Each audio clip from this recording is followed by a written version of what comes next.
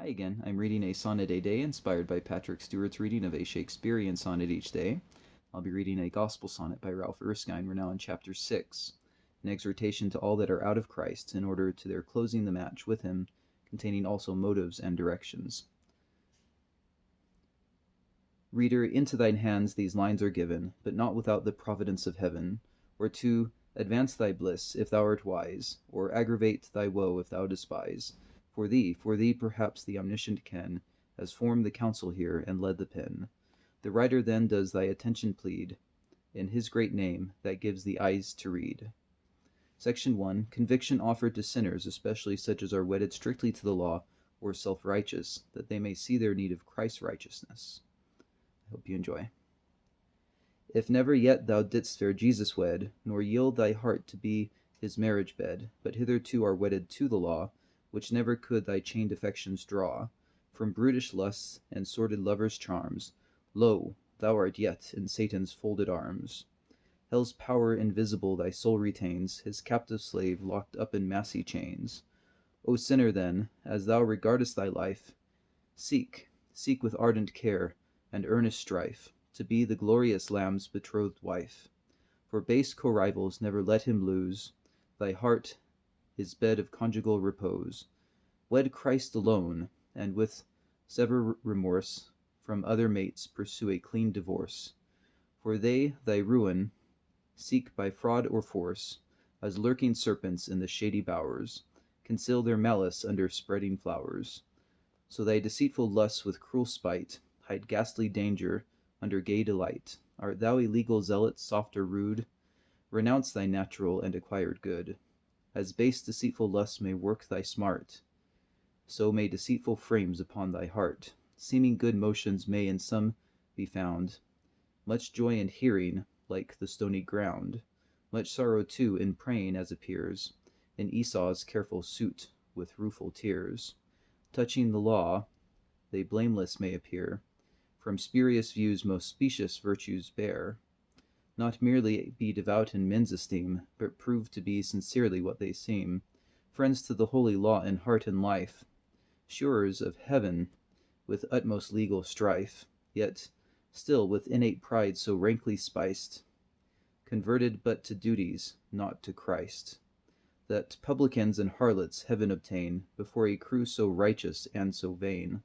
Sooner will those shake off their vicious dress than these blind zealots with their righteousness, who judge they have, which fortifies their pride, the law of God itself upon their side.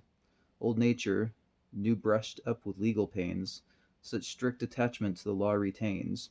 No means, no motives can to Jesus draw vain souls so doubly wedded to the law. But wouldst the glorious Prince in marriage have, know that thy natural husband cannot save. Thy best essays to pay the legal rent can never, in the least, the law content. Didst thou in prayers employ the morning light, in tears and groans the watches of the night, pass thy whole life in close devotion over, 'tis nothing to the law, still craving more. There's no proportion twixt its high commands and puny works from thy polluted hands. Perfection is the least that it demands. Wouldst enter into life, then keep the law, but keep it perfectly, without a flaw. It won't have less, nor will abate at last, a drop of vengeance for the sin that's past, till sinful mortal is thy stock so large, as duly can defray this double charge. Why, these are mere impossibles, sayest thou? Yea, truly so they are, and therefore now, that down thy legal confidence may fall, the law's black doom home to thy bosom call. Lo, I, the divine law, demand no less than perfect everlasting righteousness. But thou hast failed, and lost thy strength to do, therefore I doom thee to eternal woe, in prison close to be shut up for aye, ere I be baffled with thy partial pay. Thou always didst, and dost my precepts break, I therefore curse thee to the burning lake. In God, the great lawgiver's glorious name, I judge thy soul to everlasting shame. No flesh can by the law be justified, yet darest thou thy legal duties plead, As Paul appealed to Caesar, wilt thou so unto the law? Then to it thou shalt go, and find it doom thee to eternal woe. What! Would ye have us plunged in deep despair? Amen. Yea, God himself would have you there. He will it is that you despair of life, and safely by the law or legal strife, that cleanly, thence divorced at any rate, his fairest son may have a faithful mate. Till the law sentence pass within your breast, you'll never wed the law discharging priest. You prize not heaven till he through hell you draw, nor love the gospel till you know the law. Know then the divine law most perfect cares for none of thy imperfect legal wares, dooms thee to vengeance for thy sinful state, as well as sinful actions small or great. If any sin can be accounted small, to hell it dooms thy soul for one and all.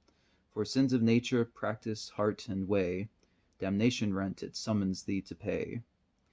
Yea, not for sin alone, which is thy shame, but for thy boasted services too. So lame, the law adjudges thee and hell to meet, because thy righteousness is incomplete. As towering flames burn up the withered flags, so will the fiery law thy filthy rags. Thanks for listening. Lord willing, I will see you next time.